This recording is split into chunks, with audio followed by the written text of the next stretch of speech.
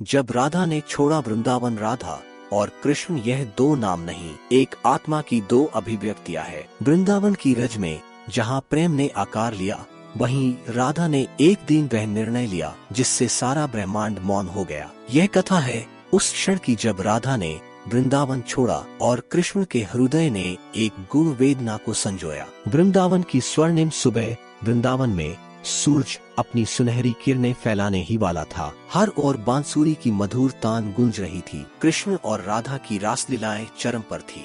सखियां पुष्पों की माला लेकर राधा का श्रृंगार कर रही थी, लेकिन उस दिन राधा का मन कहीं खोया हुआ था। उनकी आंखों में नमी थी, उनके चेहरे पर एक विचित्र स्थिरता। सखियां समझ नहीं सकी, पर राधा स्वयं अपने अंतर्मन से संवाद कर रही थी। राधा का आत्ममंथन। राधा को एहसास हुआ कि उनका प्रेम अब एक सीमित स्वरूप से परे जा रहा है। वह प्रेम जो कृष्ण के साथ रास में बहता था, अब एक ऐसा रूप ले रहा था जो आत्मा की परिपूर्णता चाहता था। कृष्ण को हर गोपी प्रेम करती थी, हर प्राणी उनके चरणों में था, फिर राधा विशेष कैसे? यही प्रश्न उनके मन में गूंज रहा था और इसी प्रश्न ने उन्हें भीतर तक झकझोर दिया। कृष्ण का संकेत। कृष्ण ने राधा की आंखों में देखा। वे जान गए कि कुछ बदल रहा है। उन्होंने राधा से कहा, राधे, तुम आज चुप क्यों हो? क्या मेरी बांसुरी की तान तुम्हारे हृदय तक नहीं पहुंचती? राधा ने मंद मुस्कान के साथ कहा,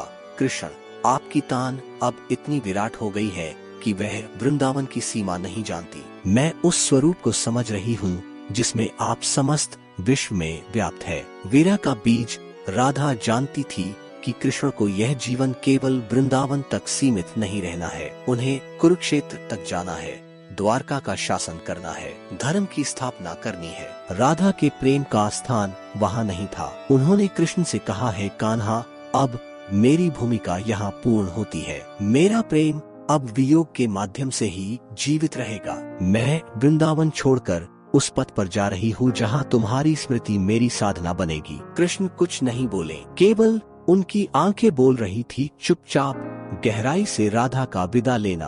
राधा ने बिना किसी को बताए एक सुबह यमुना किनारे अंतिम बार ध्यान पूर्वक कृष्ण की प्रतिमा को निहारा। उन्होंने बांसुरी की तान को अपने अंतर्मन में संजोया और चल पड़ी एक नए मार्ग पर, बिना मुड़े, बिना कोई आह भरे। वृंदावन की हवाओं ने उसकी विदाई देखी। यमुना की लहरें थोड़ी देर थम सी गई। कृष्ण एक वृक्ष के नीचे बैठे रहे।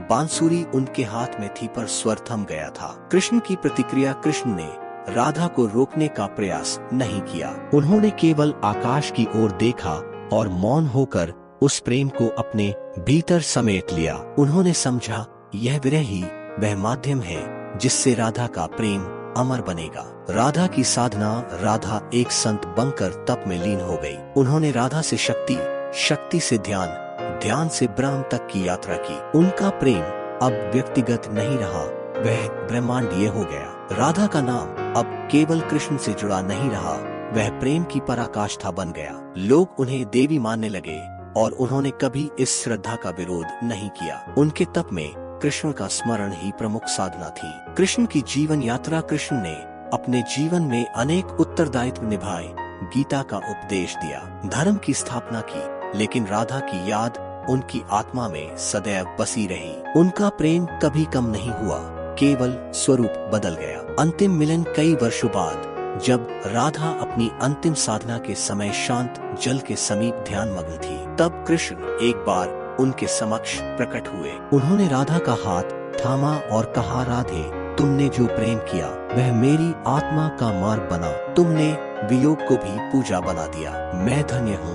राधा ने आंखें खोली और केवल इतना कहा, कृष्ण, मैं सदा तुम्हारी हूँ, रूप में नहीं, भाव में। अब जब मेरा शरीर समाप्त होगा, मेरा प्रेम तुम्हारी बांसुरी में बस जाएगा।